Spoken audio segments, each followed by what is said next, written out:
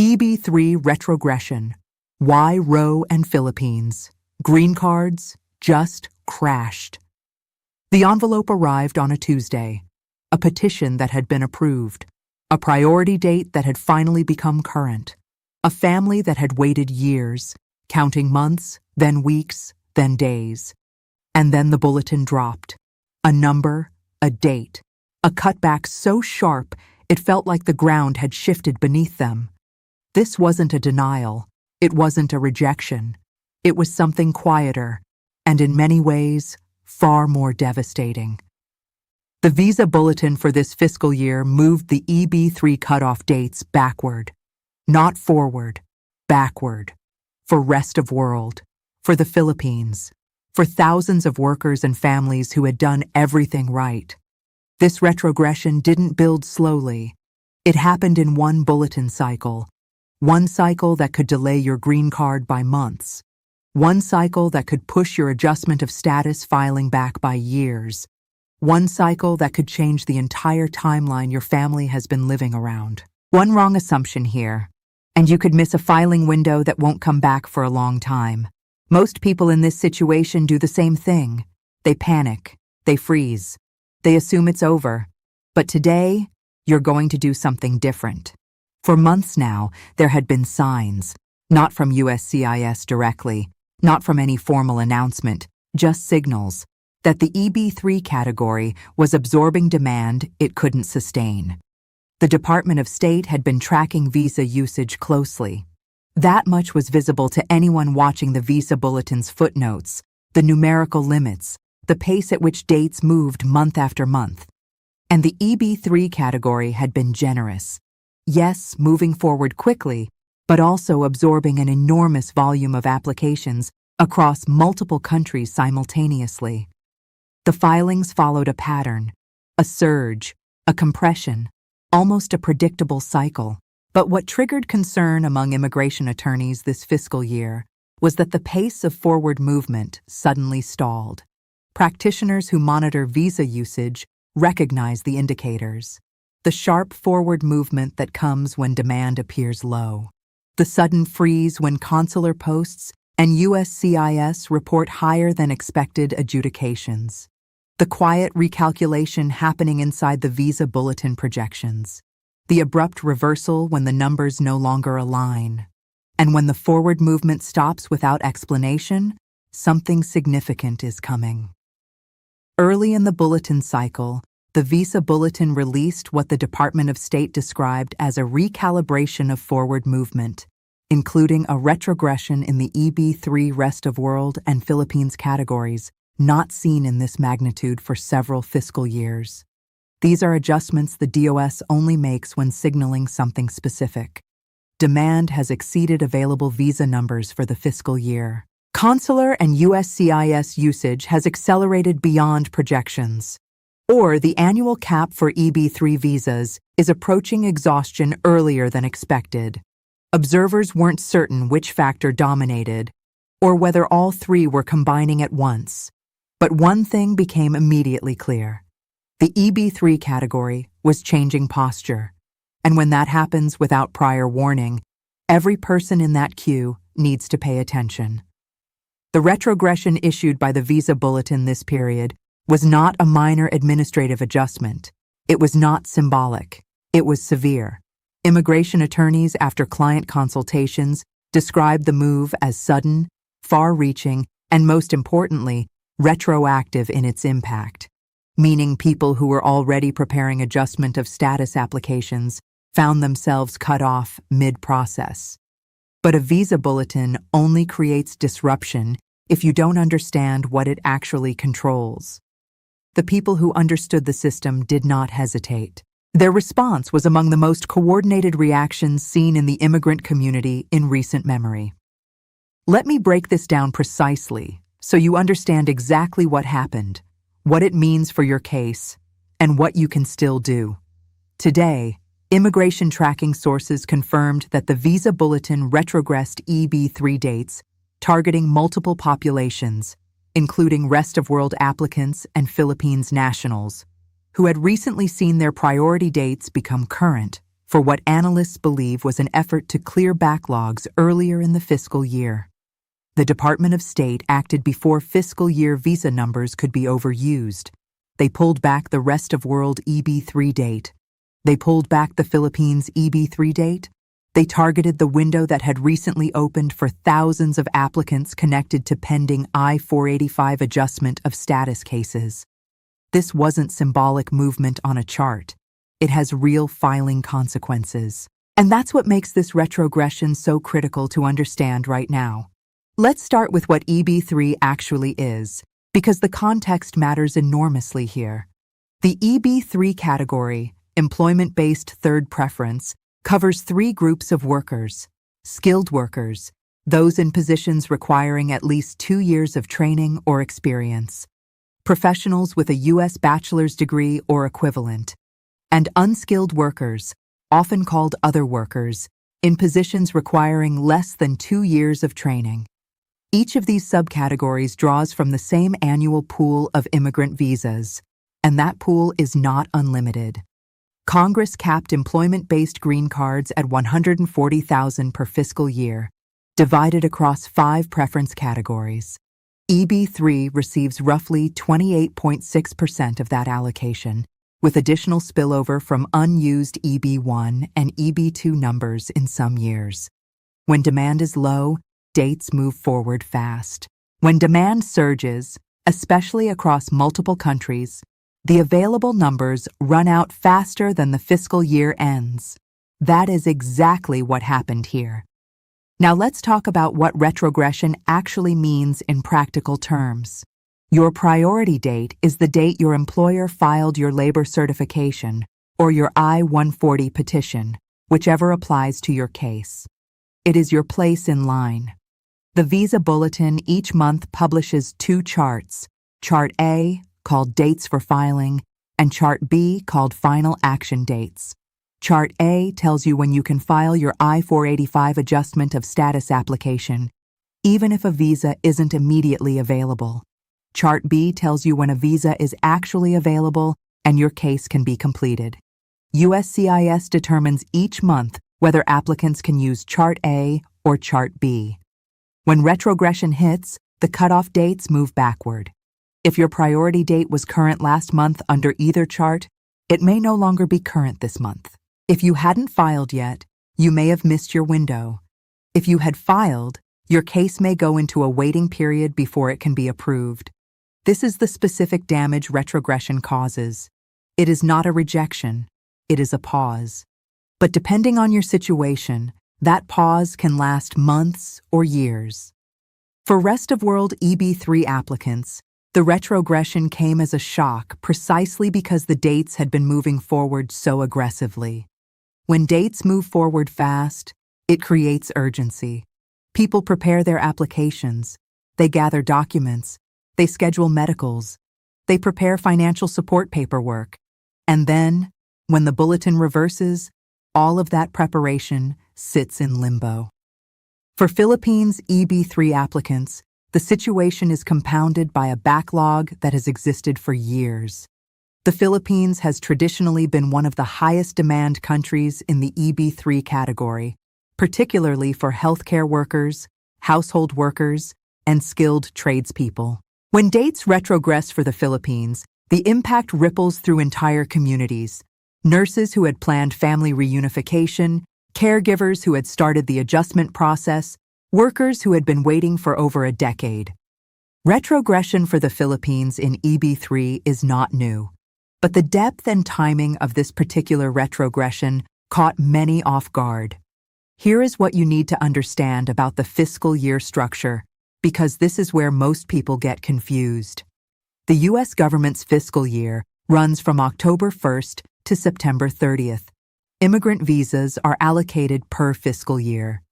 The Department of State and USCIS both track usage throughout the year.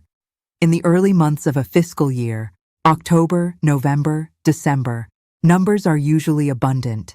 Dates often move forward aggressively. This encourages filings and keeps the queue moving. But as the fiscal year progresses and usage accumulates, the Department of State begins tightening. By spring and early summer, If usage has been heavy, retrogression becomes a tool to prevent the annual cap from being exceeded before the fiscal year ends. This is the mechanism that triggered this retrogression. The EB3 numbers for both Rest of World and Philippines were being consumed faster than the remaining months of the fiscal year could sustain. Rather than exhaust the numbers entirely and create a complete freeze, the Visa Bulletin pulled dates back, creating a controlled slowdown. This is important because it tells you something about the recovery timeline. Retrogression is typically not permanent. When a new fiscal year begins on October 1st, a fresh allocation of visas becomes available. Dates that retrogressed often recover, sometimes quickly, sometimes slowly, depending on overall demand.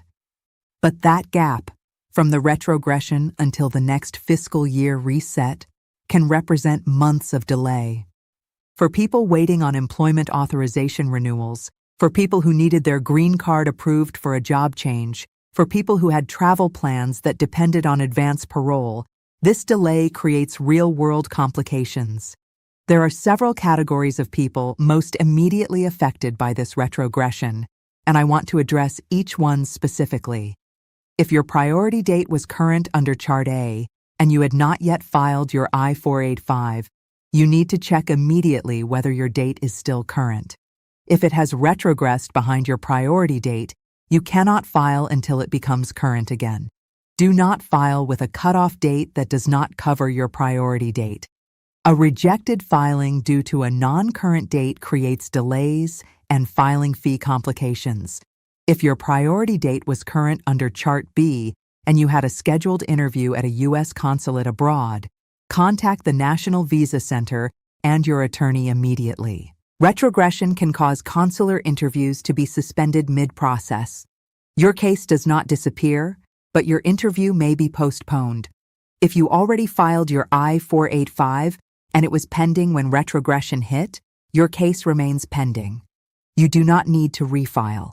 Retrogression for a pending I-485 means USCIS cannot complete the approval until your priority date becomes current again under the final action date chart.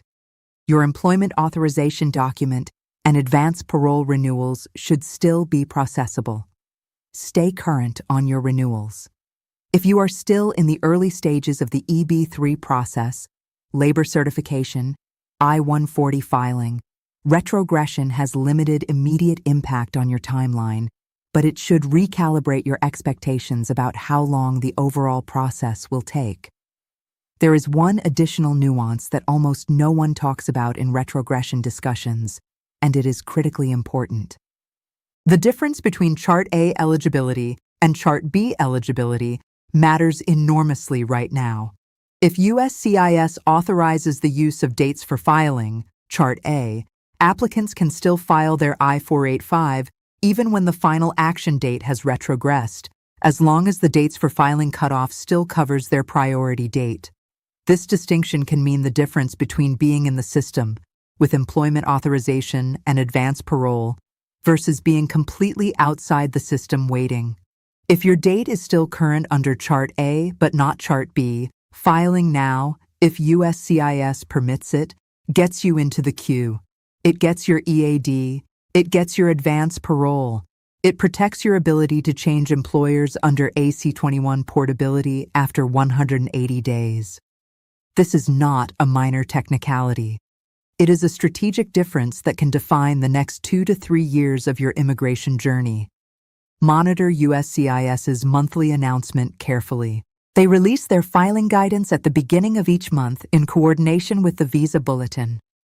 The window to file under Chart A can be different from what the retrogressed final action date suggests. Now let's talk about what you should be doing right now if you are in this category. First, pull up the most recent Visa Bulletin and locate your exact country of chargeability and your preference category. Confirm your priority date against both Chart A and Chart B. Second, check USCIS's website for their current month's filing guidance to see which chart they are authorizing for EB3. Third, if your date is still current under Chart A and USCIS is accepting filings based on that chart, and you have not yet filed, consult with an immigration attorney immediately about filing your I-485 package as quickly as possible before the next bulletin cycle. Fourth, if you have a pending I-485, verify that your EAD and advance parole documents are current or have pending renewal applications. Do not let them expire. Retrogression periods can stretch longer than expected.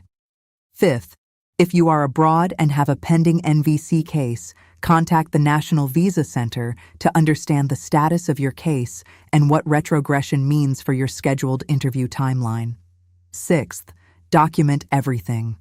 Keep copies of your priority date documentation, your receipt notices, your approval notices, and all correspondence with USCIS and NVC. Retrogression periods sometimes involve bureaucratic errors. Documented applicants are protected applicants.